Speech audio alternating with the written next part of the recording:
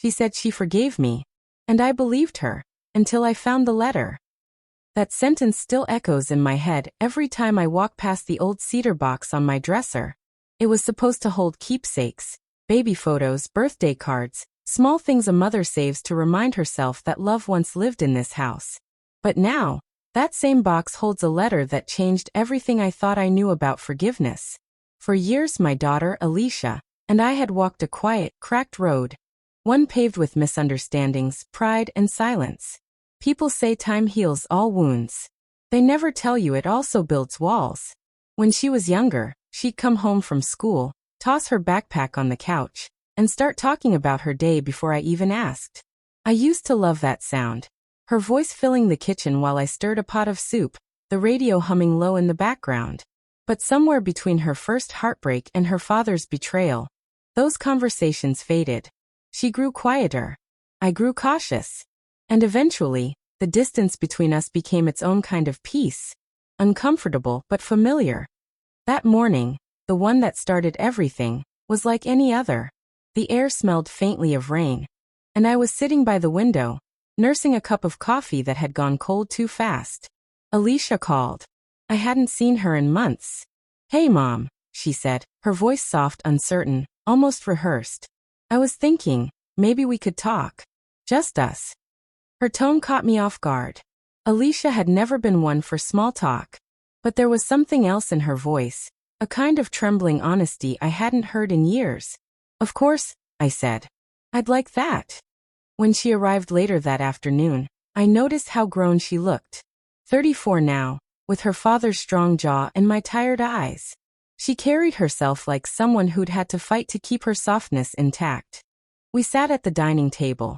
The same one that had seen birthdays, arguments, and apologies that never quite landed. She smiled, a polite, almost fragile smile. "Mom," she began, her fingers tracing the rim of her mug. I want to move forward. I don't want to hold on to the past anymore." I froze, the spoon in my hand stilling midair. For a second, I didn't know how to respond. Her words were everything I'd prayed for, and yet, something in her tone felt unfinished. I reached for her hand. "Alicia, are you sure? You don't owe me that." Her eyes met mine. "I do," she whispered. "I forgive you, Mom." And just like that, years of bitterness seemed to melt. I didn't question it. I didn't want to, because for the first time in a long time, I saw my daughter not as the woman who blamed me, but as the little girl who used to fall asleep in my lap after thunderstorms. We hugged. And in that moment, I let my guard down completely. That night, I set the table for two and made her favorite meal, baked salmon, buttered corn, and a slice of lemon pie. We talked like we hadn't in years. She told me about her new job at the law firm, about how she'd started gardening again, and about a man she was seeing. I laughed, I listened, I tried not to think about how many times I'd missed moments like these. When she left, she hugged me tightly. "I love you, Mom," she said before getting in her car. And I believed her. Every word of it. I went to bed that night with a lightness in my chest I hadn't felt in decades. But peace can be a quiet disguise. Sometimes it comes just before the storm. 2 weeks later, I was sorting through my dresser, looking for an old photo album I wanted to send her, when I found the cedar box. The lid was slightly ajar. I didn't remember leaving it that way. Inside were the usual things: baby booties, a lock of her hair from her first haircut, a folded birthday card in crayon that read, "To the best mommy in the world." And beneath all of that, a white envelope. It wasn't mine. The handwriting was Alicia's. The ink had bled slightly into the paper, as if the pen had hesitated, or tears had fallen.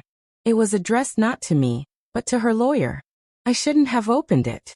But my hands moved before my mind could stop them. The first line stole my breath. "In the event of my passing, I wish for my estate to be distributed among the following, with the exception of my mother, Margaret Lewis." I read it twice. The words didn't make sense. The same daughter who told me she forgave me had written me out of her will. The room went silent except for the faint ticking of the clock on the wall. Somewhere outside a dog barked. The air felt heavier, thicker, as if the truth itself had weight. I sat down on the edge of the bed, the letter trembling in my hands. Her lawyer's name. The date. The cold precision of legal language. All of it real. All of it recent. Dated just 1 week before she came to see me. It wasn't just a formality, she had meant it. Every kind word, every gentle smile during that visit, it all twisted in my memory. Was it all a lie? A performance? Or worse, was this her way of closure? I didn't know which hurt more. The thought that she still hated me, or that she could forgive me to my face and betray me on paper. That night, I couldn't sleep. I sat in the dark, replaying every moment of that day. The way she looked at me, the softness in her eyes, the way she said, "I love you." I wanted to believe she meant it, but the letter whispered otherwise. And I knew then. Forgiveness had two faces. The first clue and the weight of silence. The morning after I found the letter, the world looked the same. The same sunlight spilling through the blinds, the same hum of the fridge in the kitchen, the same small birds pecking at crumbs on the porch. And yet, I couldn't shake the feeling that something irreversible had happened. I sat at the table, the letter folded neatly in front of me, as though tidiness could make sense of betrayal. The coffee went cold again, untouched. Every sound felt louder. The clocks ticking, the pipe's slow groan, the wind brushing against the window pane. I kept asking myself the same question. Why would she do this? Was this her final punishment? A quiet revenge for the years I wasn't the mother she needed me to be? When Alicia was 16, we had one of those arguments that never really ends. Her father, Michael, had been gone for months. A work trip, he said, but I knew better. I'd found perfume on his shirt that wasn't mine, hotel receipts tucked behind his credit card statements.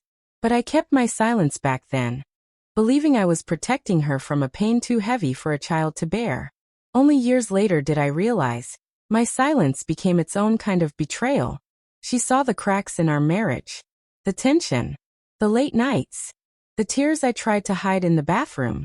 And one day, she turned those eyes, her father's eyes, toward me and said, "You could have left, Mom. Why didn't you?" I had no answer that would have made sense to a 16-year-old girl. Love, fear, habit, they all blur together when you've been hurt too many times.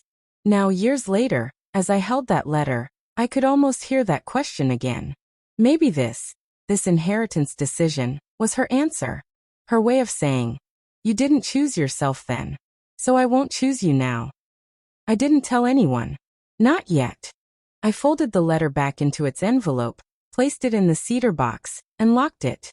But every time I walked past that dresser, I felt its presence, like an unwelcome heartbeat in the walls. I tried to distract myself. I cooked. I cleaned. I even went to Sunday service, sitting in the same pew I always had. But even in prayer, my thoughts drifted to her face, her voice, her words that now felt hollow. After church, Mrs. Jenkins, my neighbor and lifelong friend, walked up to me with her usual warm smile. "Margaret, you look tired, dear. Everything all right?" I wanted to say yes. I wanted to smile and nod like always. But instead I heard myself whisper, "It's Alicia."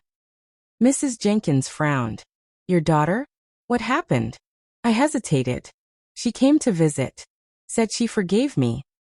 I paused. But I found something later that said otherwise. Her eyes softened. She didn't pry, but she reached across and took my hand.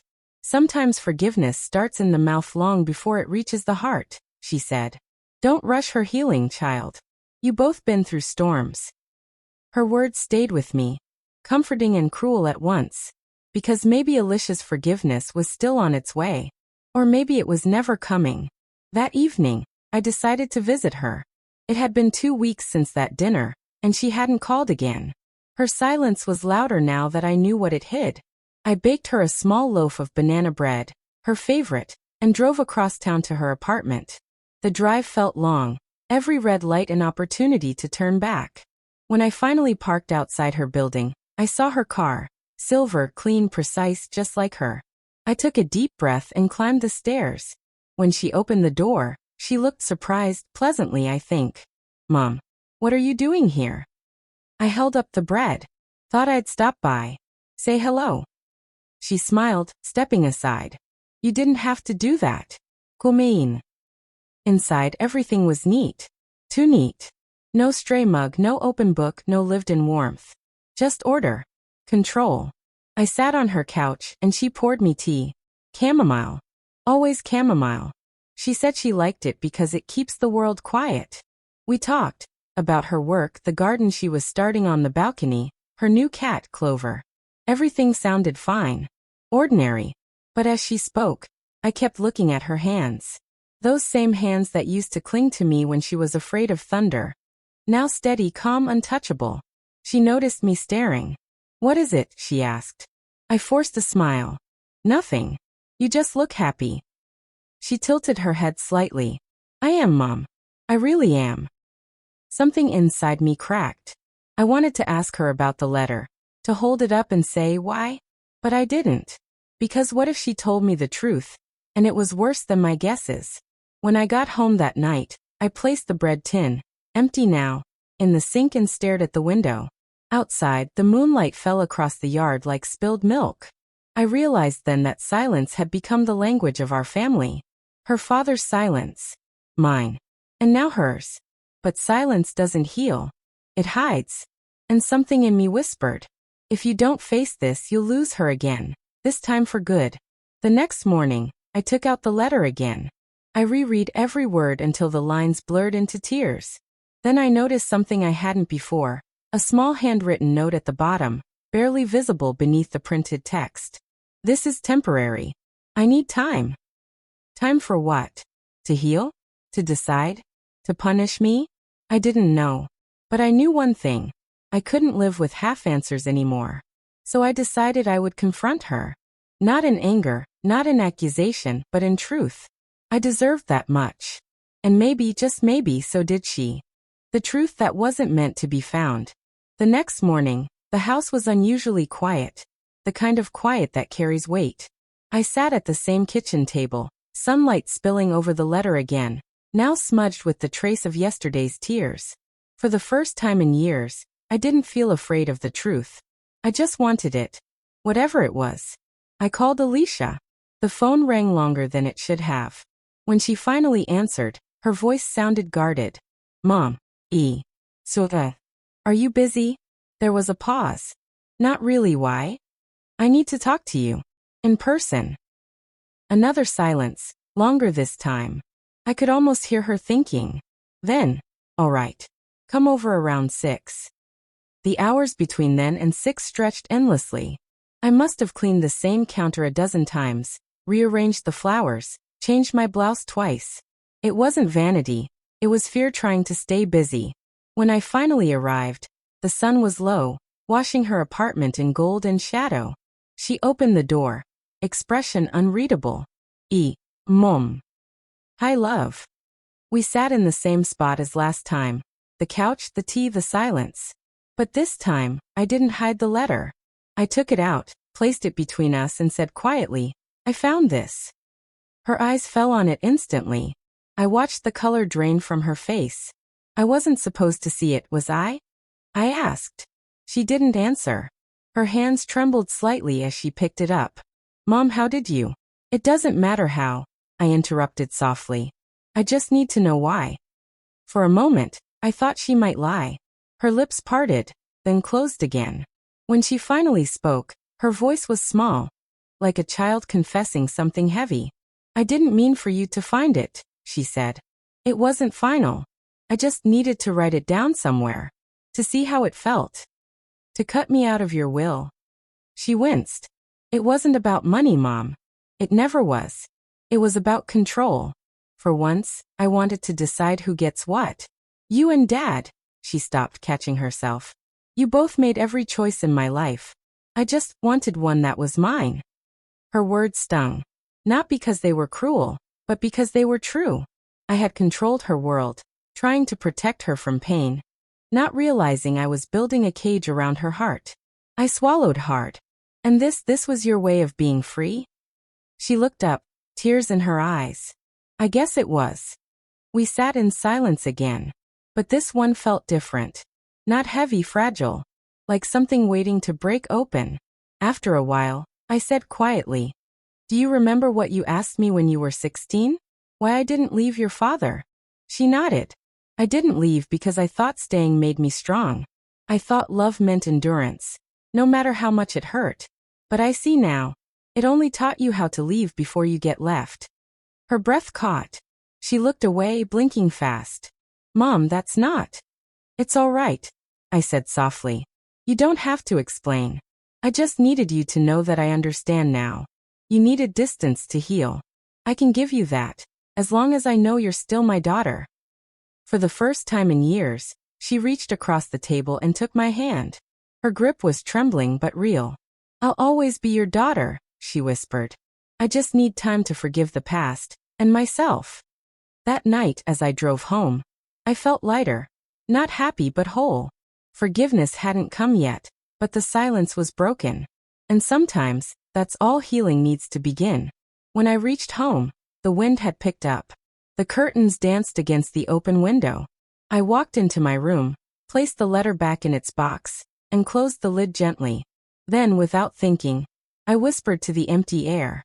She's learning to forgive me, and I'm learning to forgive myself. Outside, thunder rolled in the distance, quiet, steady, like a heartbeat returning after a long silence. Broken heart, some truths hurt, but they set you free.